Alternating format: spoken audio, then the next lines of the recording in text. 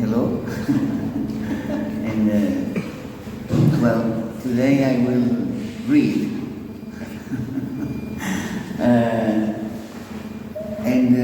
Well, I try to. This is a personal opinion about my activity area and the resilience overall in Portugal, because it's, I well know the reality of the not only the archaeology in the universities and the history, but also in the civil society, because at the beginning of at the middle of the 20th century, not at the middle, at the end of the 20th century, archaeology was transferred from the universities to the social society and the private enterprise, because universities don't have too much people to work in the new discoveries, and because the law changing. So I read. This is my, as I said, this is my personal opinion about the resilience of archaeology and overall social science. Humanities, despite being undervalued today, continue to represent in essence a field of knowledge centered naturality on the study of the so-called human experience, our culture, and our society, and above all, the artistic and intellectual manifestation throughout history. Humanities, as everyone knows, differ generally from the natural science, as they generally do not seek to understand the study of the world through the empirical and experimental methods, but instead address more subjective and qualitative aspects of the human life. They are, in short, fields like philosophy, which aims to study fundamental questions about experience, about knowledge, ethics, and minds, and language. History, or in another side, which seeks to analyze and interpret the human past using sources like the documents, using sources like the artifacts, as archaeology, for example, and of course oral record, and to understand how societies form and evolve over time. Linguistics, which explore the human language, its structures, functions, and evolutions. Literature, which study literacy, words, and the art of writing, analyzing texts to understand their meaning, context, and cultural impacts. Anthropology, of course, which investigate the human culture impact and their social practice, belief, rituals, and social organization. Sociology, for example, which aims to study societies, their institutions, their structures, and their relationship, examining how humans interact with another, with the specific and social context. The arts, which promote the study and practice of visual performing and musical art, for example, religious, the study of religion, for example, which seeks to analyze religion, belief, spiritual practice, and their cultural and social influence. In essence, humanities play a crucial role in the understanding of ourselves and the world around us. For example, but in fact, I am here. I am not here to talk about humanities. You know, and you agree that I'm not I don't have the background to speak about big questions like big thematic about humanities, but I want to talk about the resilience in archaeology, how we can explore, for example, as another science, but in archaeology I know very well how we can explore the resilience of the communities in the past and also today, because at the last years archaeology crossed the borderline between the ancient world and the present, because we have the industrial archaeology, for example, the archaeology of trash, for example, the modern archaeology, the contemporary archaeology, everything seems like is archaeology. So the resilience of people through the archaeological register, to the archaeological stratigraphy, to the archaeological materials was present. Of course, we need to have the skills to recognize the changing in the stratigraphical process. With the changing, we can see the modification of the behavior.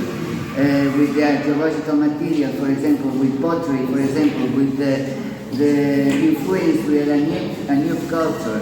For example, how many years in the past we have people in a settlement? How many years? For example, in Albesi, in the fortification that we saw, I have a question, for example, for me, when I saw all the information, how many years these people lived there and how many influence they had. So this is important because when we read this register, we know, for example, this kind of society, this kind of group, this kind of people had resilience through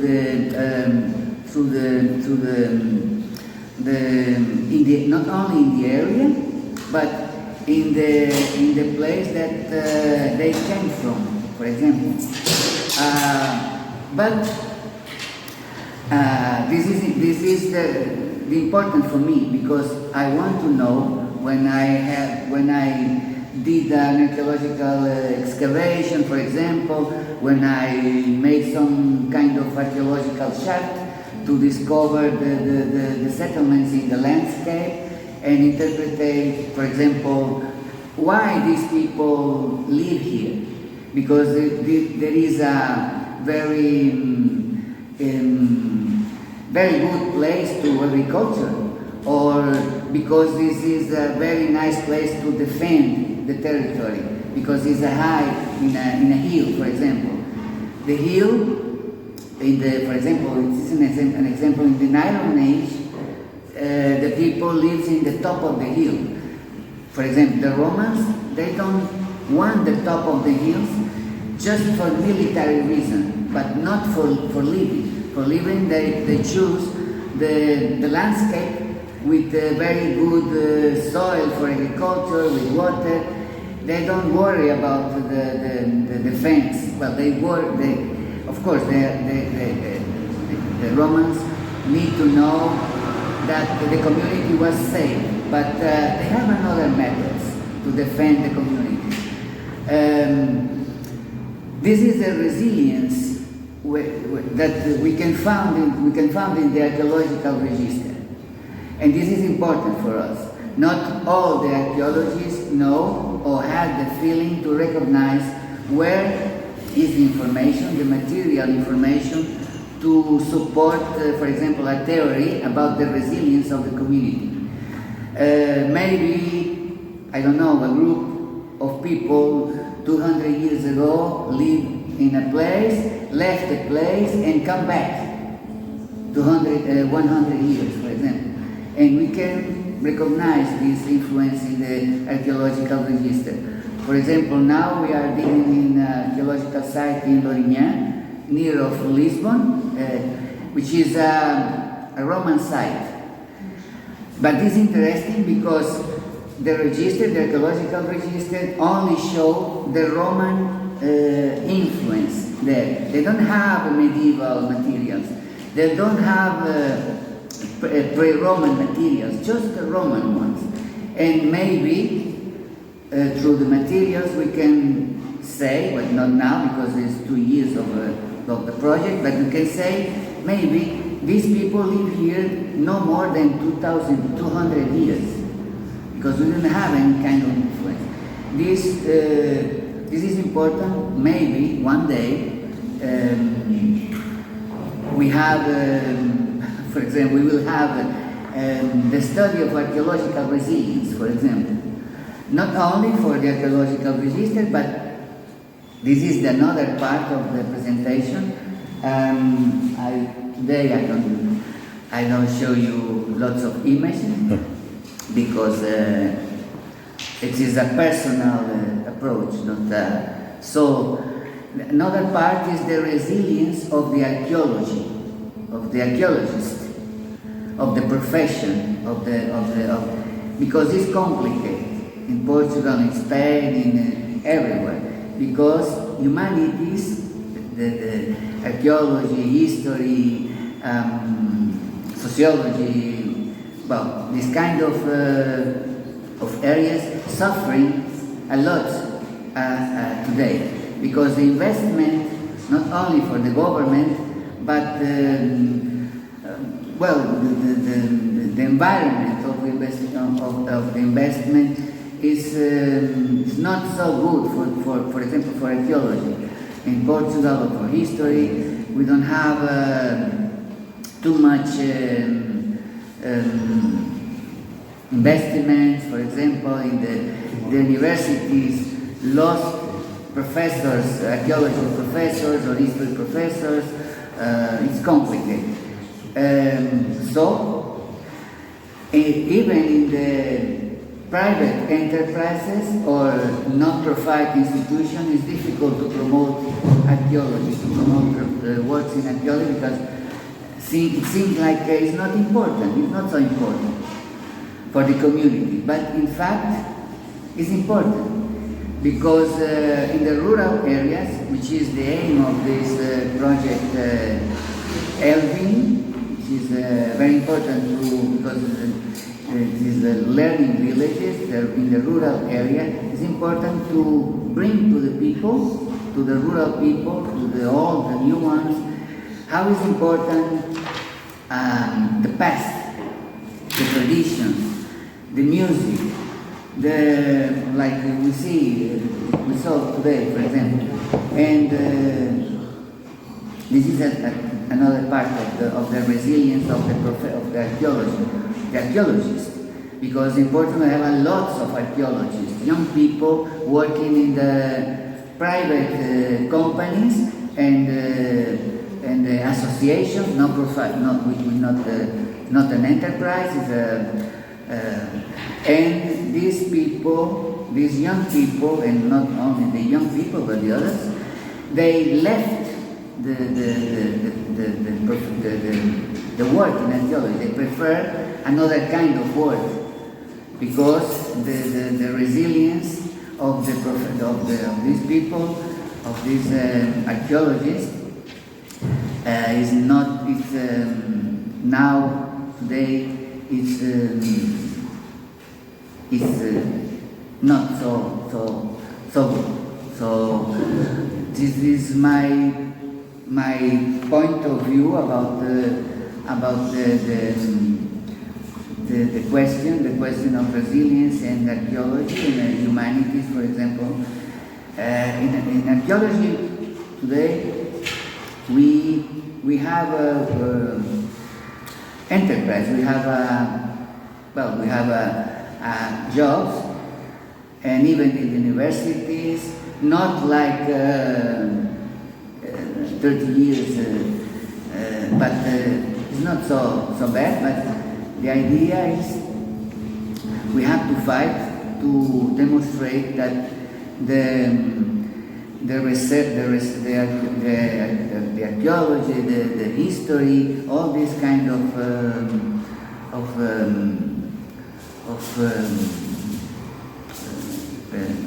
science it's important for the community.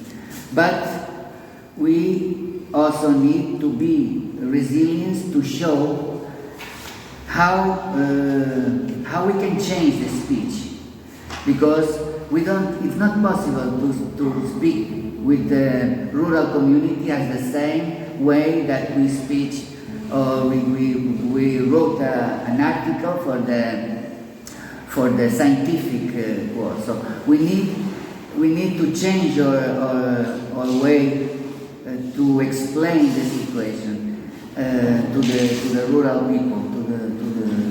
So we try in this project and the association and with the municipality of Sabrosa, we try to explain that it's important to excavate, it's important to go to the archives and to research and to make the papers, and everything is important. But the most important is to speak with the rural people and explain in a simple way,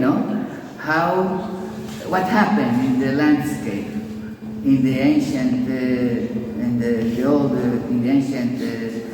period with I think I choose this picture because it's the feeling that we have in archaeology, for example, in Portugal, because we feel like